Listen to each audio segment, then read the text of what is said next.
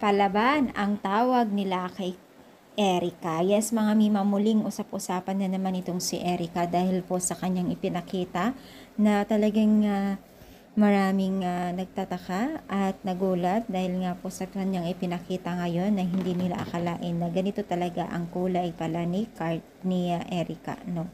So ito po ay kanyang isa sa mga post ay thank you kasi sikat na naman sila, kaka-issue sa akin, thank you kasi more viewers na naman sila kasi pangalan kong nababanggit, thank you kasi din nyo ako kakalimutan mo, ha ha ha ha.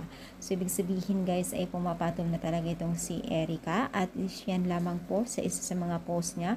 Basta marami pa siyang mga post po mga mima napatama sa mga basher at patuloy po na nangbabas po sa kanya. So at dahil nga po dyan marami pa pong lalong nanggalaiti sa kanya dahil nga po sa kanyang ipinapakita na talagang nakita na daw nila ang tunay niyang kulay.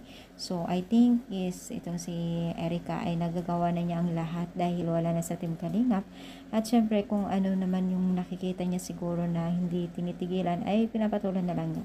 At dahil nga po dito ay sanabi din po na wala na daw kasi siyang pagkakitaan kundi pamatol na lang daw sa mga basher para mapansin daw, upang mapansin lalo at makilala daw. So, syempre, sino nga ba ang tunay na nagsasabi ng katotohanan?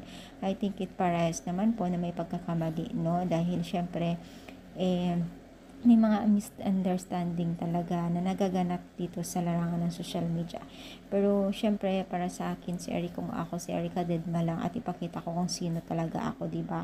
Pero syempre iba-iba naman po yung ibang tao o iba-iba naman pong tao, kaya siguro itong si Erica ayan ang gusto niya, so talagang pumapatol. So ano masasabi ninyo? I-comment down, palike po ang ating video. Thank you so much. Mapower and